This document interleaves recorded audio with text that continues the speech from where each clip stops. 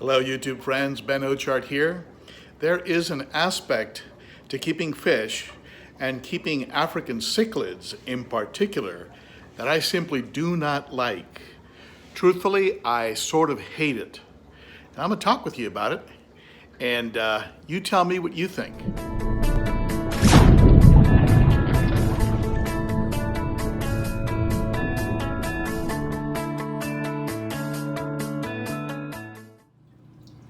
Well, as you know, I have had some recent tank boss changes in the 135.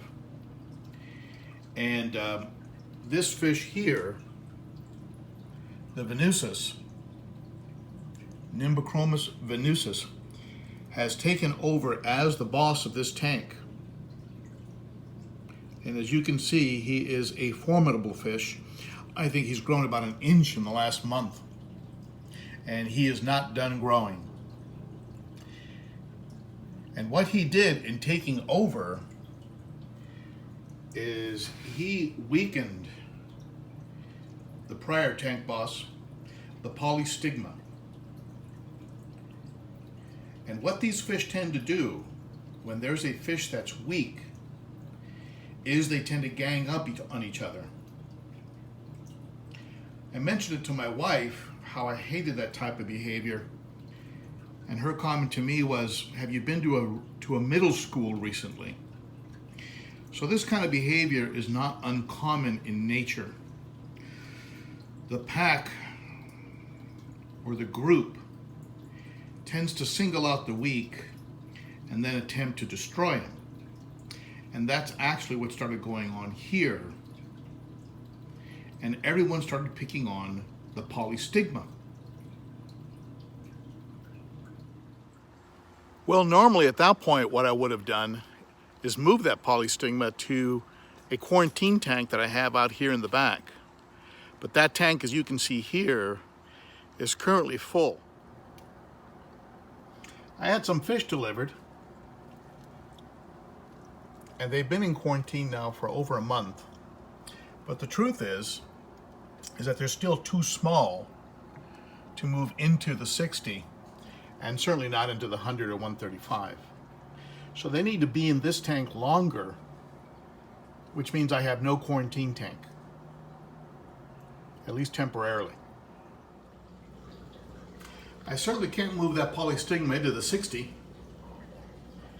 because even though at first in a weakened state he might behave, but as soon as he gets his energy back, as soon as he gets a little bit of his swagger, there is no doubt that he would turn these fish into a snack.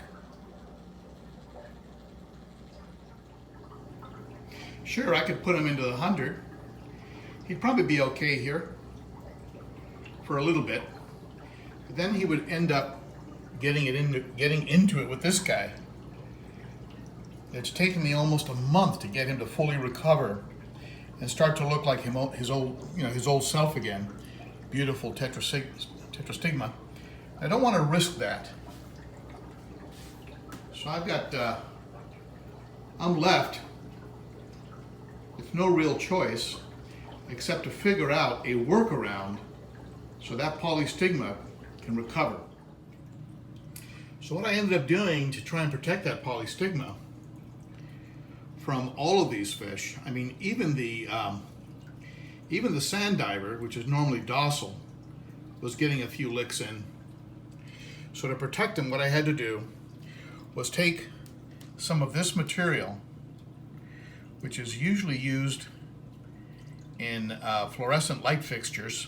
You can pick it up at places like Home Depot or any hardware store, and create a makeshift divider for my tank. This is the same divider that I would use if I was trying to catch fish. I would stick this divider in the tank, making it easier to catch fish and not have to deal with the middle brace that would require me to switch hands with the net every time a fish would go from left to right. So here's the one-time tank boss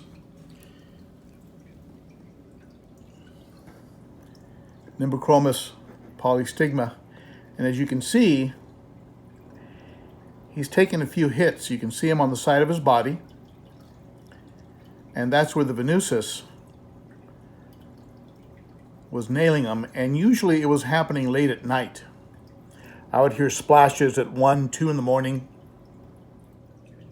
Looking at his lips, it does look like he did get into a few lip locks, so he might have been trying to fight back.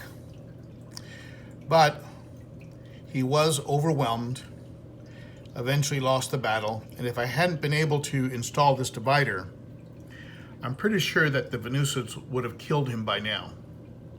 And what I'm hoping is that after he recovers, I'll be able to remove that divider and that they will actually start to coexist. If they don't, I'm going to have to make a decision and get rid of one of them. Never easy. And it is the one aspect of keeping cichlids that I really do hate.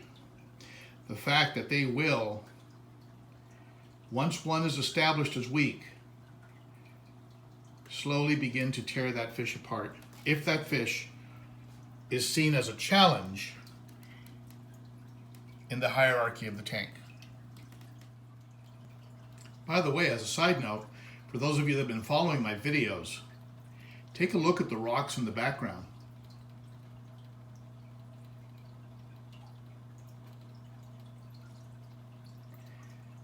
The algae is almost entirely gone. If you recall, this background was almost entirely black. The 3 plecos that I put in here did a great job, got it cleaned up, and full disclosure, I started running my lights a few hours less each day.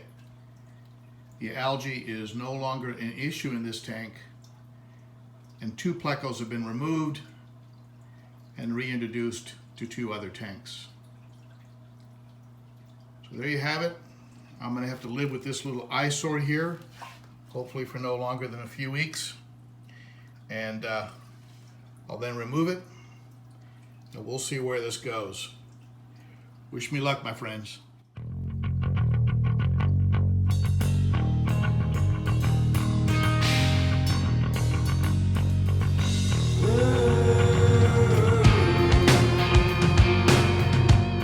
That's all I've got today. Thank you so much for tuning in. Be sure to hit that little bell down below, and so you get alerts, and share, subscribe, rate, all that good stuff. And come visit on Facebook at the Ben.o.cichlid Facebook page. It's a great group with a lot of good people giving out good advice. And follow on Instagram at ben.o.cichlid. Thank you so much, my friend. You are appreciated, and you know that I really do believe you rock. Thank you so much.